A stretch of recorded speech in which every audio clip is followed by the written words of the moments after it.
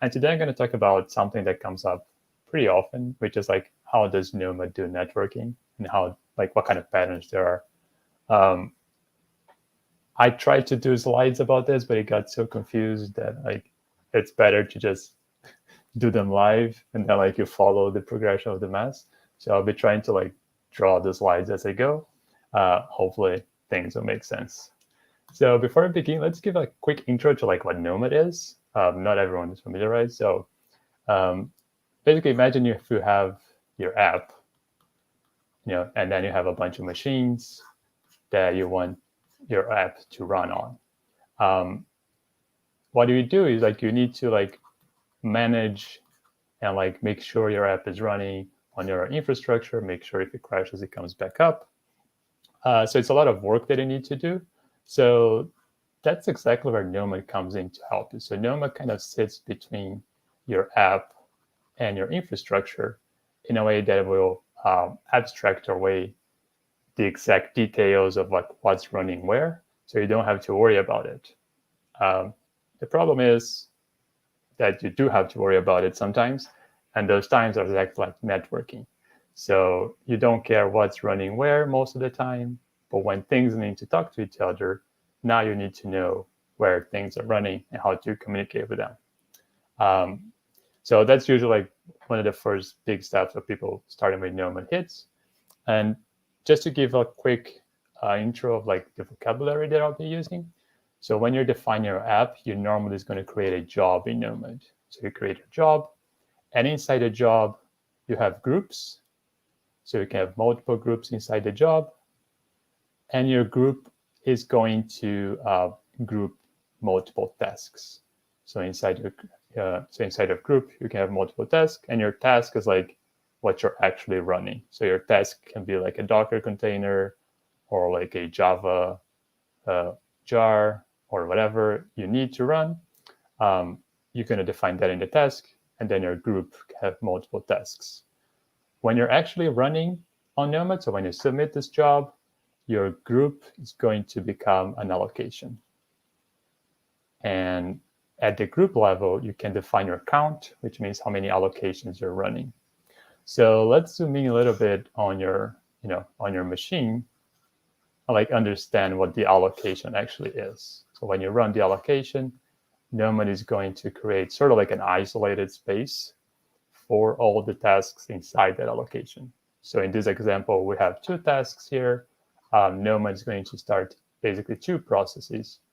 And since the allocation always run, so every task in allocation always run in the same machine, like Nomad guarantees that this is going to happen.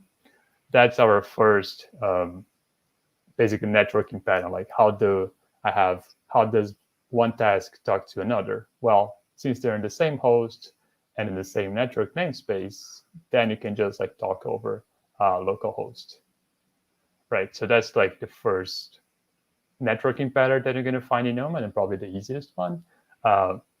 It's just like connecting connecting tasks together, right?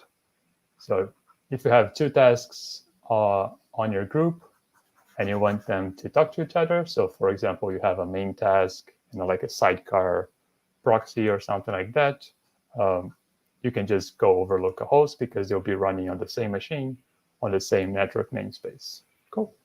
So that's the first and easiest pattern. But things only get interesting once you get multiple machines, and then you have like things running on different places. So let's kind of draw that now. So imagine if you have two hosts here that, and then you have like allocations. So for example, we have your app running over here, and then you have your database running over here.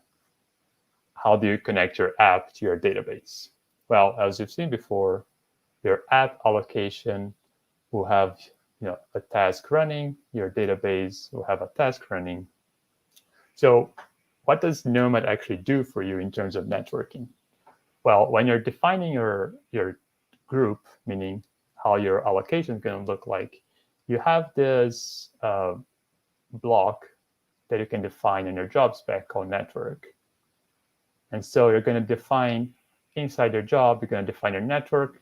And inside the network, you can specify which ports you want to use. So let's have a port for a database that is going to map to port, I don't know, 3306. So this is like a MySQL database. So you have this on your job spec. So once Nomad reads this and gets this information, what it's actually going to do is it's going to take a port on the host. So like your machine has a bunch of ports assigned there. So Nomad is going to pick a port that is available and is going to make that connection for you. So here we have port mapping to port 3306. So Nomad is going to pick any port that is available on the host within that predefined range that comes in. So you're going to pick a port and it's going to connect to your task and also assign like a host IP. So imagine this machine has like IP 10025, for example, and Nomad picked the port, I don't know, 22104 on the host that gets connected inside your task. Let's say it's a Docker container, for example.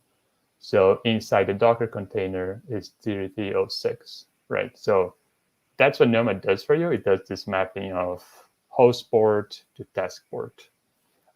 You could also specify a static port here so that it always maps to a specific port on the host. But that's usually, it's good to avoid this because you might have port conflicts or things like that that will prevent you from scheduling things. So normally try to avoid static ports unless very specific scenarios. But in general, Nomad will assign a port for you dynamically. So now the question becomes, okay, I have an IP and I have a port, but my application can like move around, the IP can change, the port is dynamic.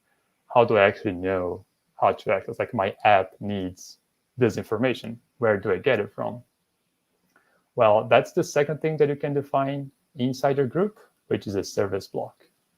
So once you put a service block in your job, you're going to have to define a few things, but the main things are like the service name.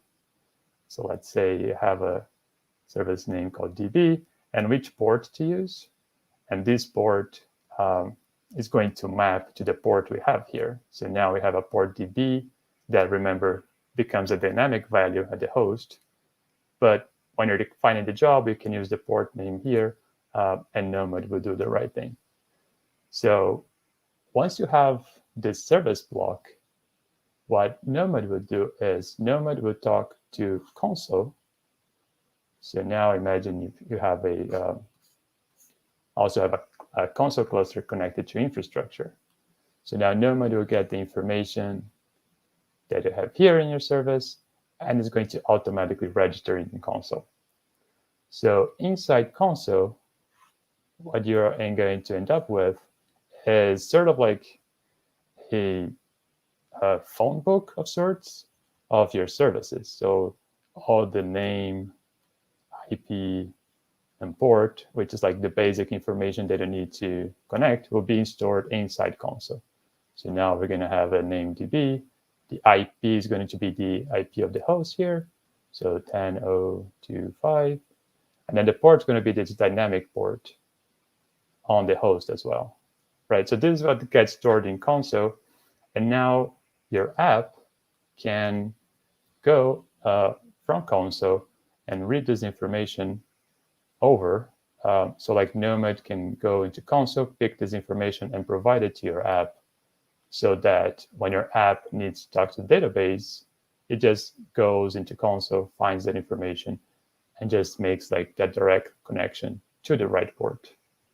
Okay, so this is what's called service discovery, and it's kind of like the second pattern for networking Nomad. It's like almost like finding the catalog and finding information there, right? So you read from console those values, and Nomad make sure that those values are up to date. Now, how do you consume those values? Well, console provides you like an API through a few interfaces. So there's like a RESTful API if you want to use directly from your from your app. You can also use things like console templating to render out dynamic values based on the data in console.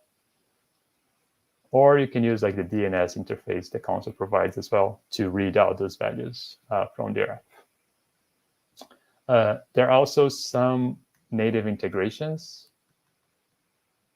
that tools have. So for example, Trafic has native integration with console, so it can read the console data directly. Fabio is another popular tool that also has this sort of native integrations. So that's how you pull data out of console into your app so that you can find this route here. Cool. So that's like the second pattern and probably like the most common pattern so far used in Nomad. So if you want to connect things running on different hosts, you're going to need console just to keep this information and propagating this data to your apps. Now, I mentioned the static port here that is not very good to use unless like for specific use cases. So let's talk like which use case would be useful to have this sort of static port.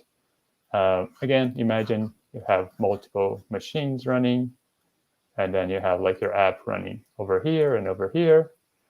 But at the end of the day, what you have is like you need your users to be able to access the app, over like the internet, for example.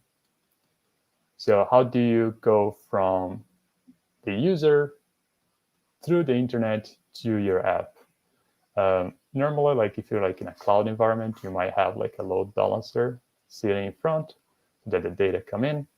And then you might have a layer of sort of like ingress control or proxies that you have running. And then your load balancer is talking to all of them. And then that ingress will redirect the traffic to the appropriate allocation. So like that's normally how the network flow is going to be. So it's kind of like similar pattern I've seen before, but it's kind of special in some sense because you're doing traffic ingress. So in this case, you might want to put like a static port here, usually like port 80 or 443 or things like that, so that your load balancer can always find the right port without needing to resort to console. Because the connection here from your ingress to your application will just go over to console like we've seen before. And this connection here from your load balancers to your ingress hosts are just going to be over a static port so that it's a stable port that the load balancer can always hit. So this is like you normally use something like Nginx, Trafic, or other like popular tools to do the startup proxying. You just need the extra layer of console to do the upstream connection and configuration. Cool. So that's like another pattern that is pretty common on Nomad. People usually get tripped as well about like how do I make my connection, or how do I expose my app to the users? Well, it's just like service discovery, but a little bit specialized because you're using a specific proxy or you're using like static ports to make that connection more stable. And then the next pattern that I want to talk about is like, imagine, like there's all this sort of like registering information, reading information back. There's a lot of like manual things that you need to do. But imagine that, let's draw again that scenario where you have two machines. One of them is running your app. Then one of them is running your database. Now, if you need to register information, read it back, why not just, it would be much nicer if there was like this like secret box or like magical box that would just do this for you. So like if your app needs to talk to database, you can just talk to this magic box that will be running on the same allocation, right? So as we've seen in the first slide, if they're in the same allocation, all of this is going through localhost. So your app talks to this magical box and say, hey, I need to talk to the database. And then somehow magically, your magic box can talk to your database magic box. And then your database magic box talks to your database again over a local network connection, gets that information and ships that information back. Now, since these are like magical boxes, you also get a lot of like nice things. So for example, imagine if these magic boxes also knew how to encrypt the traffic automatically for you. So you don't need to worry about going over like public networking because all the data is automatically encrypted. So if you have a world like this, things will just work and you don't need to worry about what's running where. You just need to ask your magic box for this information. And that's exactly how console service mesh works. And the way that it gets implemented, or like how you deploy this in Nomad, is that we've seen the service block before. But now when you're doing, for example, when you're declaring a service for your app, you just need to provide a connect block. And in this connect block, you define your sidecar proxy. And inside your proxy, you define your upstreams, meaning which other boxes you want to talk to. So inside the proxy, you have upstreams, and your upstream is going to define your destination service. So for example, the app needs to talk to the database, so it has a destination for DB, and the local bind, I think is port, which is which port to use for this local connection here, right? So if you put this on your job, what's going to happen is Nomad is going to read and notice that this block exists, and it's going to automatically deploy this magical box inside your allocation. So every time your app runs, Nomad is automatically going to deploy this magical box. And then console, well, Nomad is going to read the whole service thing, as we've seen before, and ship that to console. But now, since that we have this connect block, console is going to talk to the local console agents that are running inside of each host here. And it will provide all the information inside your sidecar proxy so that it will automatically configure it so that this box can talk to this box, right? So this is very neat. So now console will automatically configure the magical box for you so that all your connections become basically automatically and transparent to you.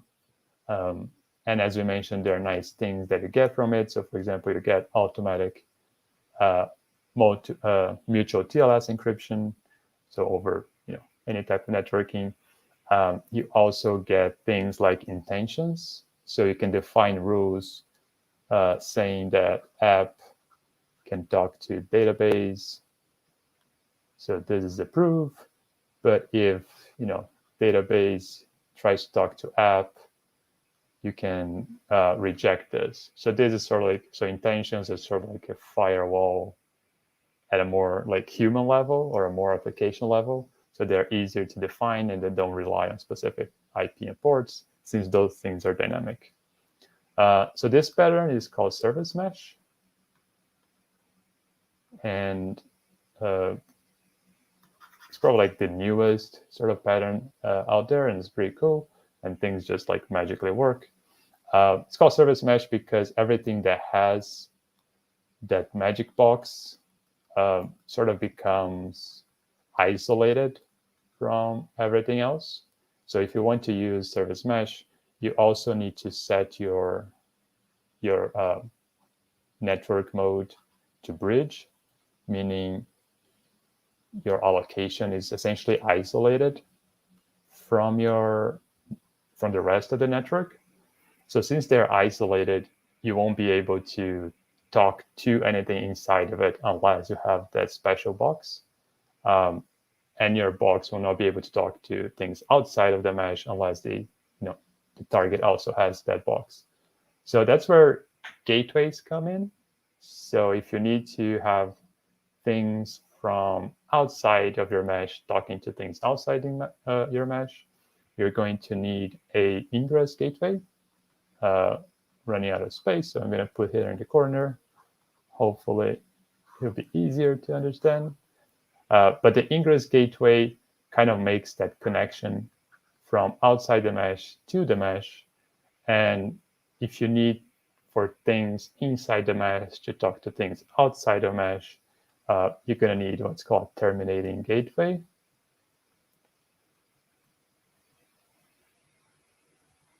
And the terminating gateways would do the opposite. So you'll take traffic from inside your mesh and then route them through things that are outside the mesh.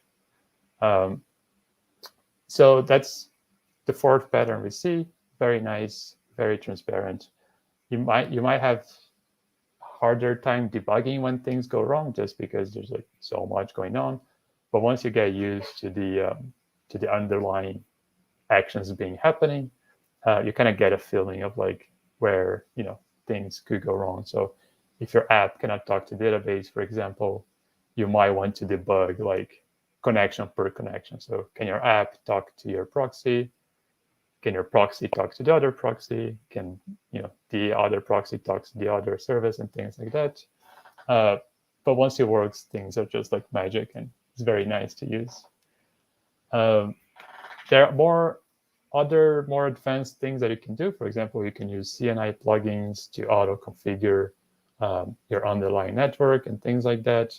I won't be going over those because they're very kind of specific to different plugins and drivers that you're using, but Nomad also supports CNI plugins. And that's it that I had for today. Thank you.